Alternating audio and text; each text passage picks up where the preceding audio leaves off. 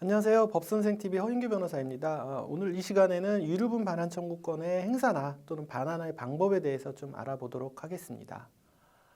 우선 유류분 반환 청구권의 행사는 행사 방법으로는 이제 반드시 이제 재판상 행사만 할 수 있는 것이 아니라 재판 내에서도 행사를 할 수 있는데요. 일단 뭐 재판상 행사라는 것은 유류분 반환 청구의소를 제기하는 것이겠죠. 그리고 이제 재판 외에서도 상대방에 대한 의사 표시의 방법 행사할 수 있다고 하는데 흔히 이제 내용 증명을 보내도 이것도 유류분 반환 청구권을 행사하는 방법이 됩니다. 그 내용 증명으로 어떤 유류분 반환 청구를 할 때는 그 침해를 받은 유증, 그 상대방이 받은 유증이나 증여 행위를 지정해서 이에 대해서 반환 청구 의사 표시를 하는 것이 좋습니다.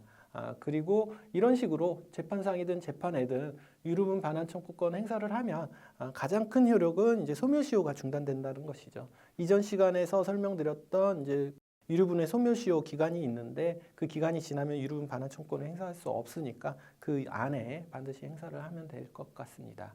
그리고 만약에 이제 유류분 반환 청구권을 행사해서 판결이든 또는 협의든 해서 이제 그 유류분이 반환이 되면 확정이 되면 반환되는 부분의 증여와 유증은 소급하여 효력을 상실한다. 이런 효력이 있다라고 말씀을 드리는데요. 이게 무슨 내용이냐? 내가 반환 의무자라면 내가 생전에 받은 증여 재산에 대해서 일부를 유류분으로 상대방한테 반환을 하게 되면 내가 예전에 받았던 증여 중에서 유류분으로 반환한 부분에 해당하는 부분은 그 증여가 이제 소급해서 효력을 상실하게 된다는 것이죠. 이게 왜 문제가 되냐면은 생전에 내가 이제 그 증여를 받았을 때 분명히 이제 증여세를 내신 경우가 있을 것입니다. 근데 그 부분에 있어가지고 내가 일부를 상대방한테 반환을 하게 되면 그 반환하는 부분의 한도 내에서는 그 증여가 이제 취소되거나 무효되는 걸로 보는 것이고 그 부분에 한해서 내가 냈던 그 증여세나 이런 부분에 대해서 경정 청구가 가능하다는 부분까지 연결이 되기 때문에 이러한 세무 처리에도 이제 유의를 하셔야 될 것 같습니다. 그리고 이제 유류분 반환의 방법과 관련해서 유류분 반환 의무자가 누구냐? 당연히 이제 증여를 받은 수증자, 유증을 받은 수유자가 이제 반환 의무 대상자가 되겠는데요. 이와 관련해서 문제가 되는 경우가 두 가지가 있는데 첫 번째는 이제 대습 상속이 일어난 경우에 그 대습 원인 발생 전에 받은 증여가 포함이 되느냐에 대한 내용입니다. 일단 여기 포함이 안 된다라는 판결이 있는데요. 이 판결은 뭐냐면은 대습상속이라는 거는 아들이 아버지보다 먼저 죽었을 때 그 손자가 있는 경우에 손자나 그 배우자, 며느리가 이제 그 대습상속을 받게 되는데 예를 들어서 그 아들이 죽기 전에 손자한테 증여가 일어났고 그 이후에 아버지가 돌아가셨다면 그 손자가 받은 그 증여도 유류분 기초재산에 이제 포함이 되느냐의 문제인데요. 이 판례에서는 그 손자가 받았을 당시에 대습 원인이 발생 안 했기 때문에 상속인이 아니라는 거죠. 그렇기 때문에 포함이 안 된다라는 판결인데요. 이게 절대적인 판례는 아닙니다. 이러한 경우에도 그 손자가 받은 증여가 어떤 그 뭐 제3자로서의 증여지만 악의의 증여에 해당이 된다거나 또는 그 손자에 대한 증여가 그 아들에 대한 증여로 동일하게 볼 수 있는 예외적인 경우에는 증여에 포함이 될 수가 있죠. 그러니까 이런 사례 같은 경우에는 케이스 바이 케이스로 봐야 된다 이 말씀을 드리는 겁니다. 그리고 악의의 양수인도 이제 그 반환 의무자에 해당이 된다는 판결이 있는데요.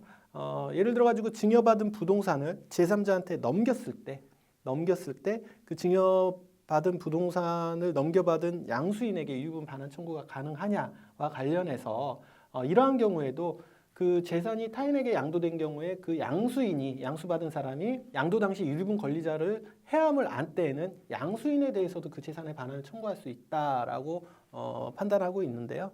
이에 따르면은 이제 제3자가 악의인 경우에는 제3자로부터 직접 이전 등기, 유류분에 해당하는 지분에 대해서 이전 등기를 받는 방식으로 그 원물 반환을 구할 수 있다는 것입니다. 그러면 그 제3자가 악의가 아니라 선이다, 잘 몰랐다라고 하면 유류분 반환 청구를 못하느냐? 그건 아니죠. 유류분 반환 청구를 할 수 있지만 원물 반환을 이제 소유권 이전 등기를 청구하지 못할 뿐이고 제3자가 선의인 경우에는 그 수증자나 수유자를 상대로 그 유류분 침해액에 관해서 가액 반환을 청구할 수 있습니다. 그거 이제 유의하시면 될 것 같습니다.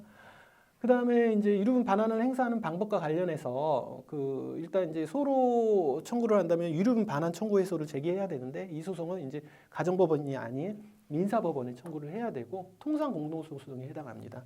즉 모든 그 공동상속인이 참여할 필요는 없고요. 유류분 반환 청구권을 행사하는 사람과 또 그 누군가한테 이제 여러 명한테 청구할 수 있다 하더라도 선택해서 내가 원하는 사람한테 받을 수 있는 것처럼 원고와 피고를 반드시 모든 공동상속인이 참여할 필요 없다는 거 알고 계시면 될 것 같고요.